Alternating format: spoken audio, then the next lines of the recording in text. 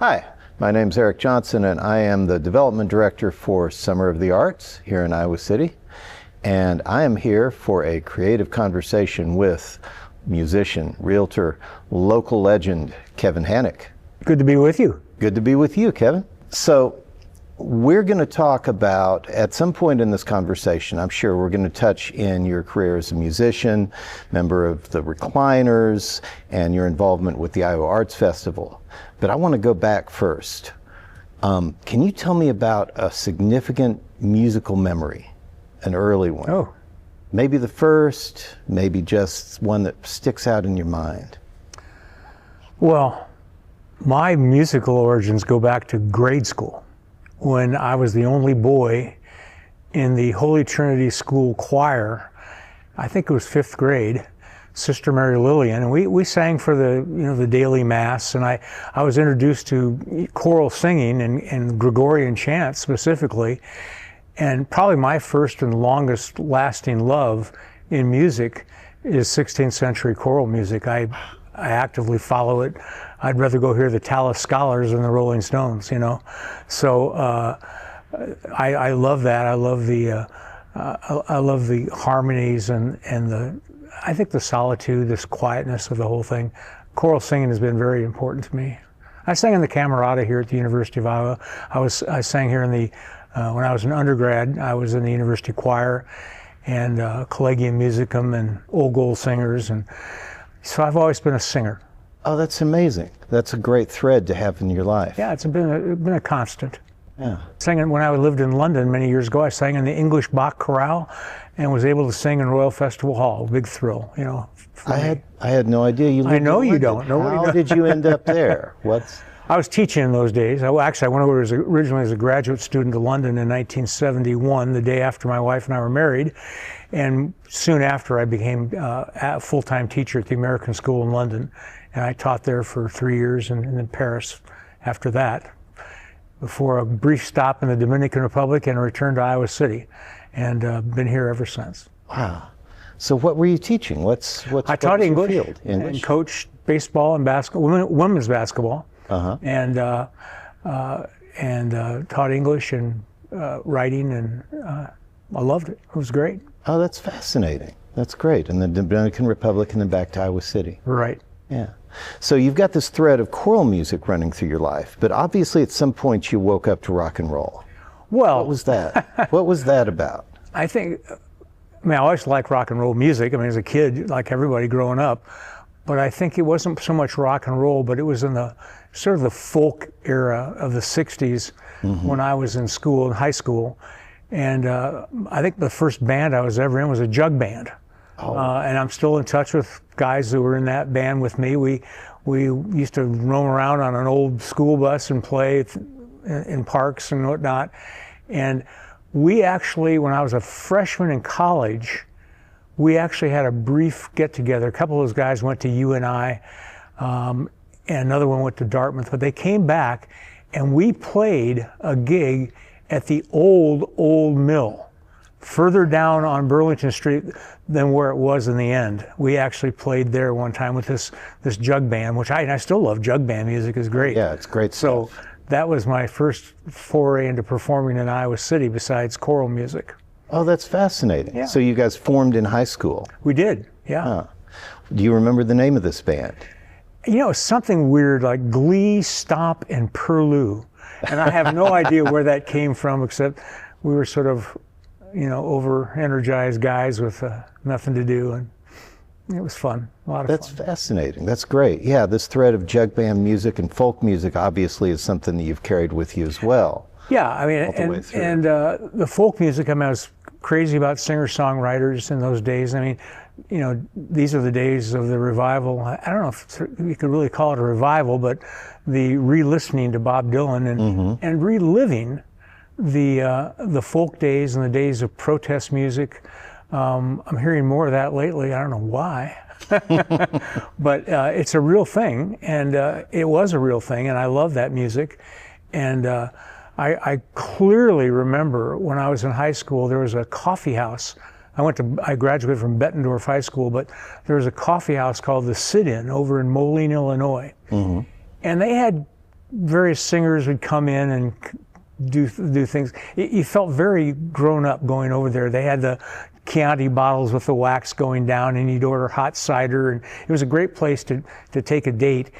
And there was a guy I was quite enamored of named Mike Hall, who was a metal sculptor from the University of Iowa, and he would come down and play his guitar. He had a beautiful Martin guitar, and he would play Bob Dylan songs and others. And he was really a handsome guy. I remember my dates always like melted in front of Mike Hall, who taught for many years at Cranbrook up in Michigan, but he was also a really good singer.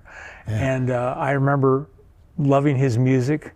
And quick little anecdote, is that fair? Absolutely. I don't know if you want to hear it. Yeah, no, absolutely. There was a song that he wrote called Never Sometime Morning was the name of the song.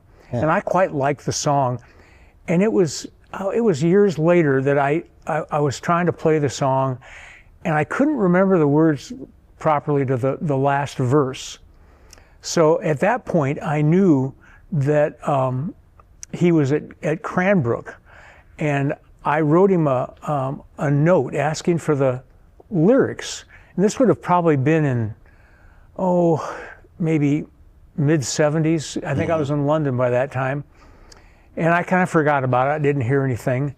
And it was probably at least 4 years later that I was home for a visit.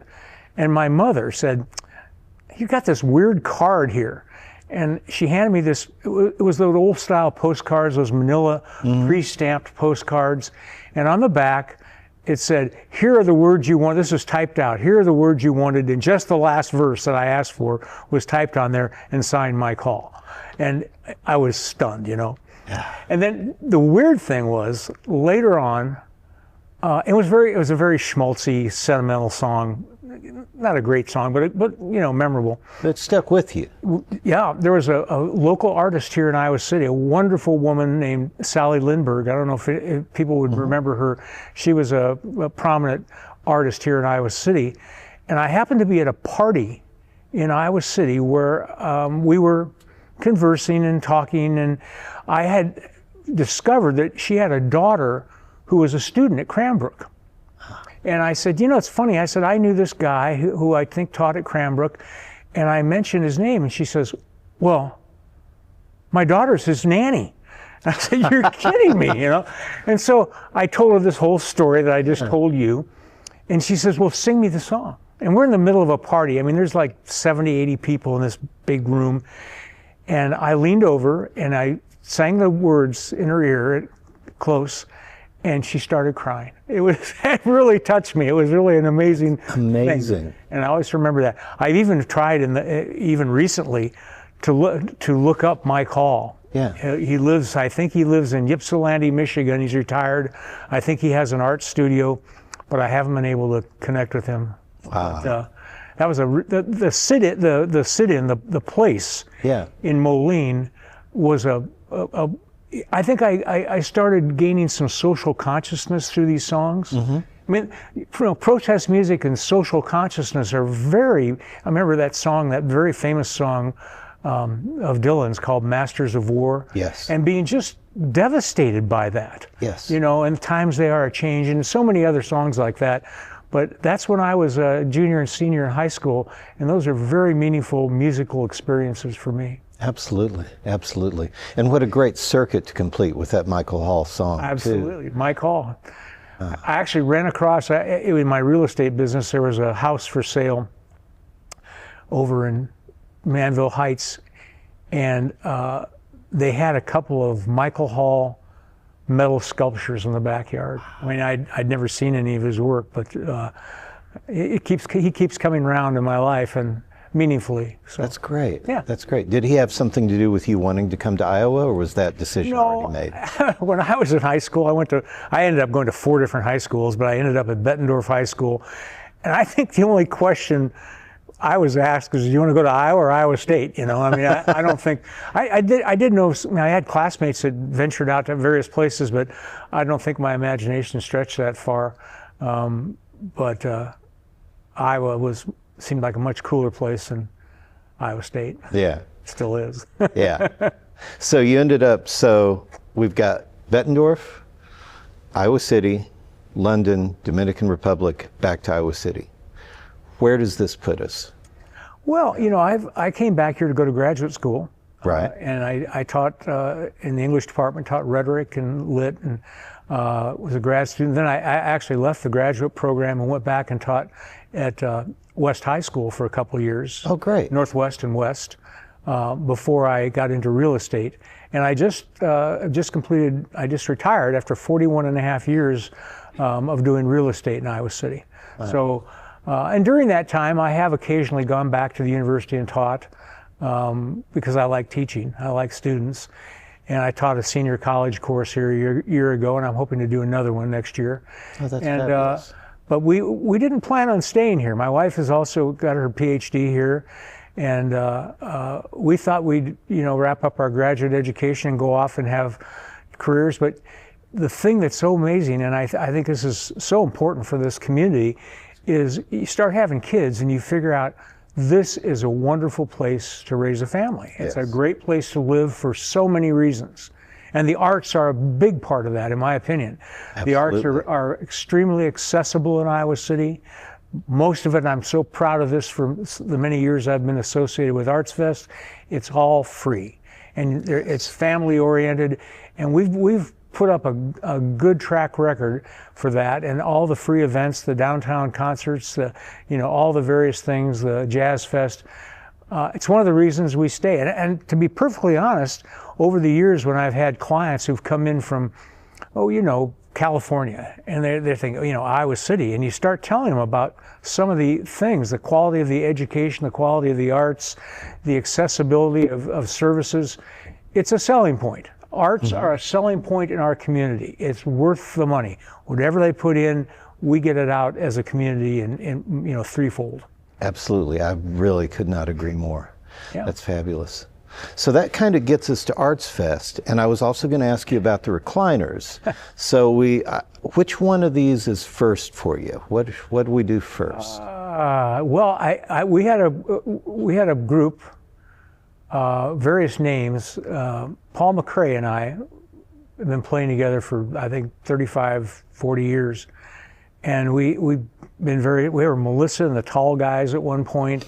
Wonderful singer named Melissa Threlkeld, and then we became at some point Lazy Boy and the Recliners. Mm-hmm. And we've had a great run of wonderful musicians who've played with us, but there's a core group that's been together for quite a while.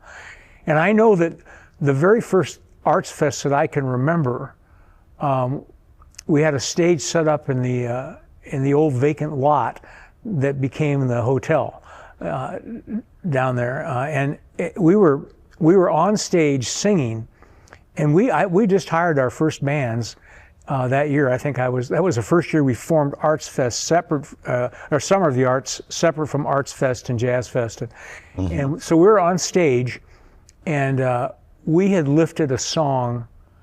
It was a Richard Thompson song.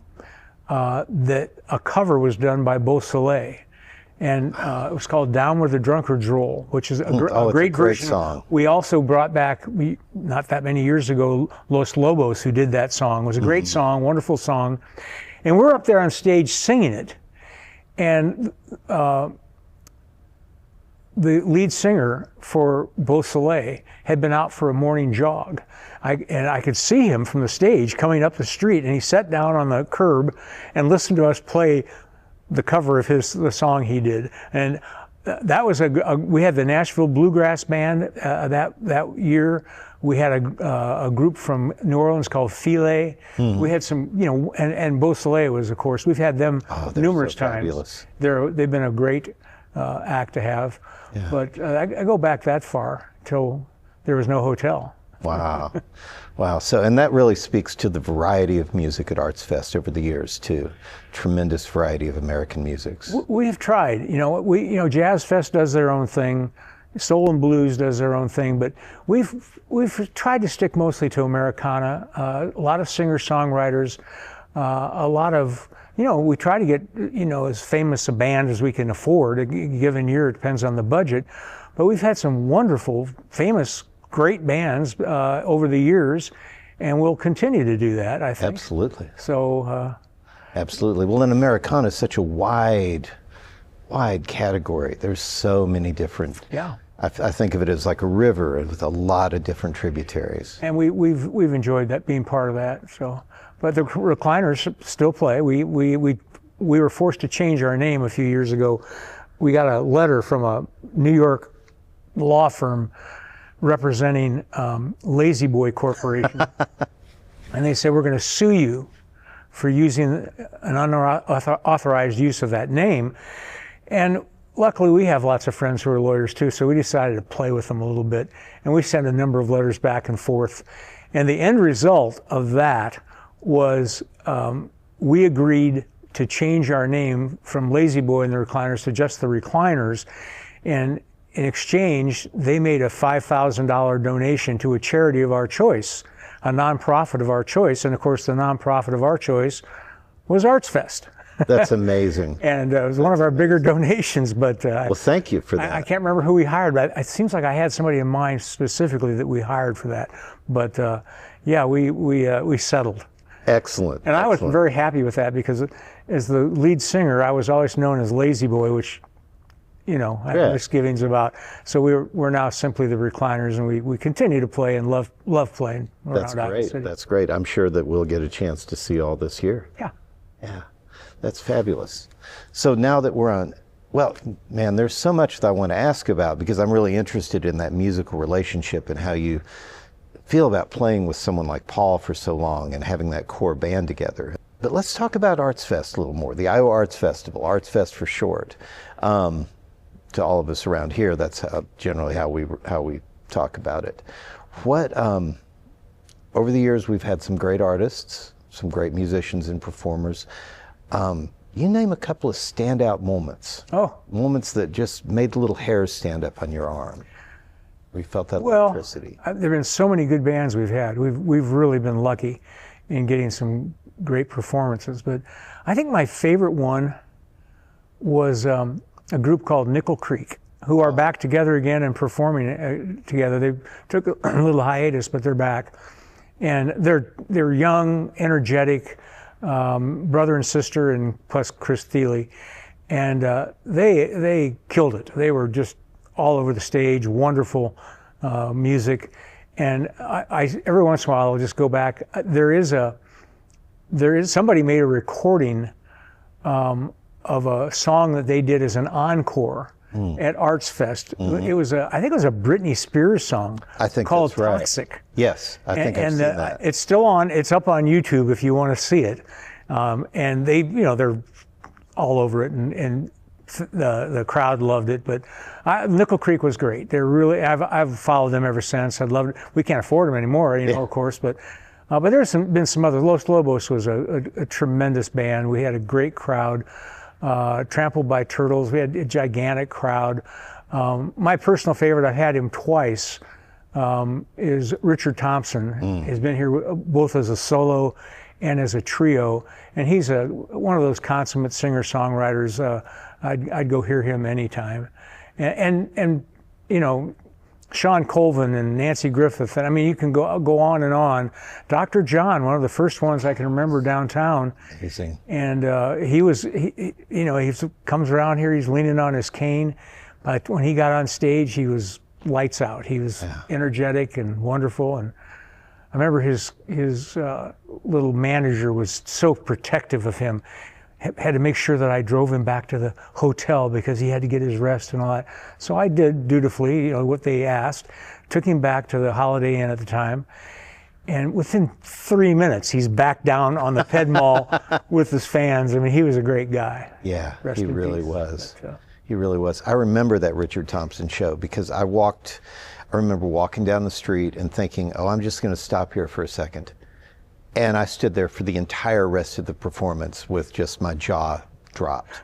I remember when my wife first heard him, she was walking up from somewhere, and she said, I got up the stage, she says, I couldn't find all the rest of the guitarists. And I said, no, that's just him. he just sounds like 3 guitarists at the time.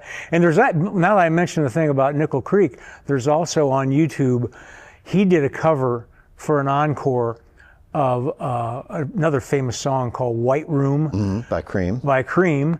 With his trio. Yeah. And he does a great cover version of that song. If you want to see Richard Thompson, he's still playing and great.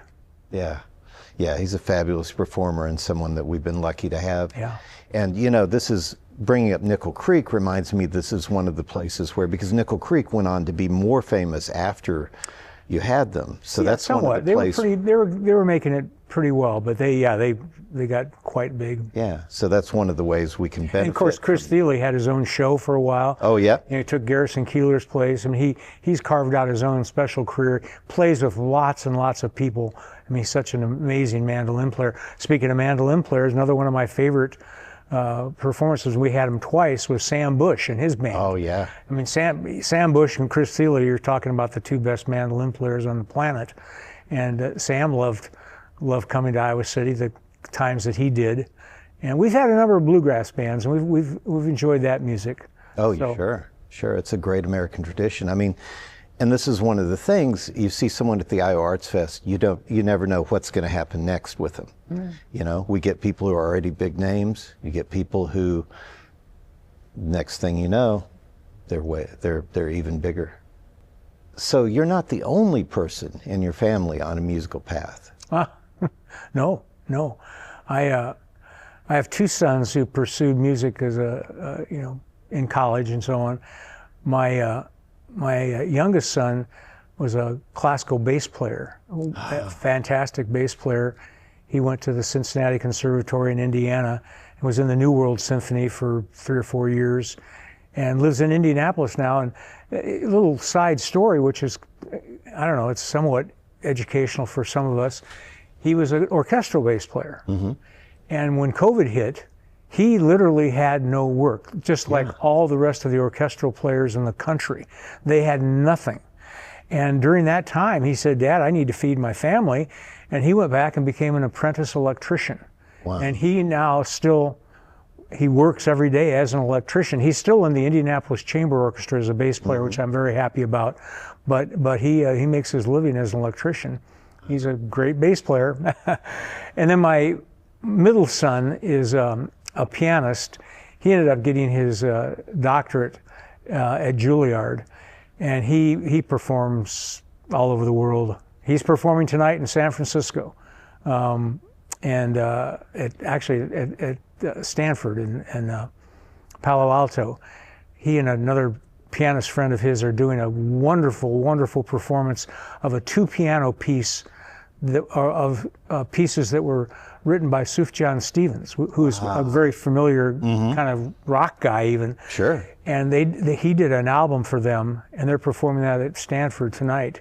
But he teaches it part-time at Juilliard, and he travels extensively. He's the director of the piano division of the Santa Barbara Summer Music Festival. And so he has a full-blown career as a pianist, and that's what he does. That's amazing. That's Connor, right? That's Connor, yes. Yeah, and he came back and played at Hansher. He's played at Hansher a number of times, and he's played with Orchestra Iowa at least twice. And I just got the word, I don't know if it's been announced, but he's coming back next fall to play with them again, Bartók Piano Concerto. So we're all looking forward to that, or his parents are at least. Oh, that's great. That's great. And while we're talking through your family, you mentioned that your wife had a PhD. Yes. In what field? Her PhD is in motor learning and development. Oh, fabulous. And she actually worked at ACT. She was a statistician, ended up at the University of Iowa Foundation, and was a fundraiser for the arts, for the Art Museum and for Hansher.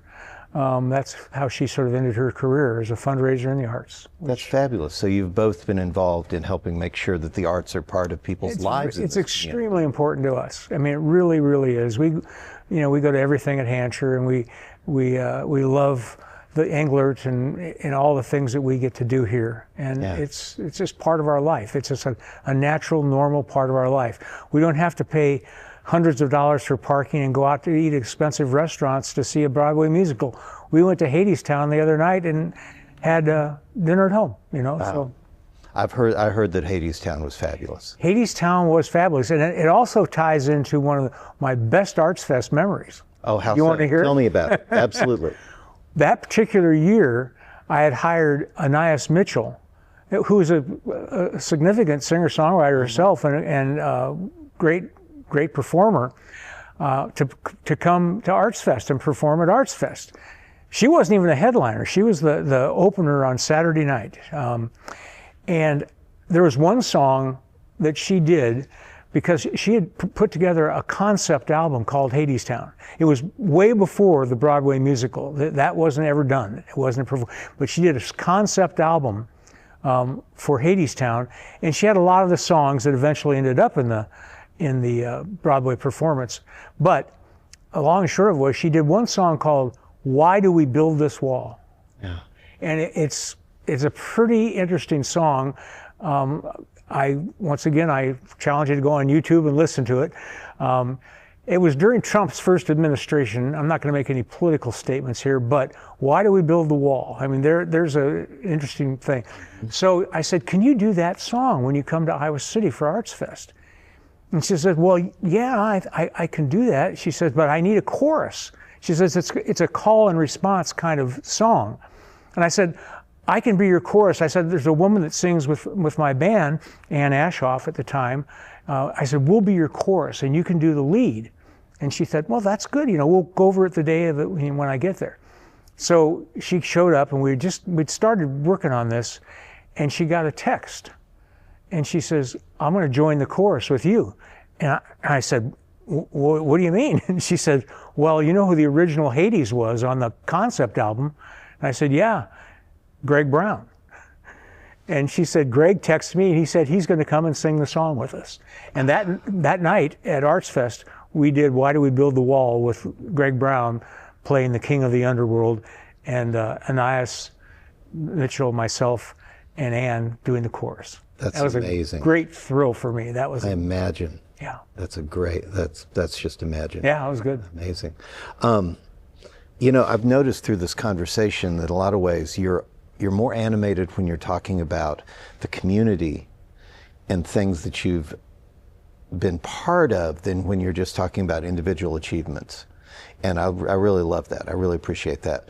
One thing I did want to ask you about, though, is that in 2023 you were inducted into the Iowa Rock and Roll Hall of Fame.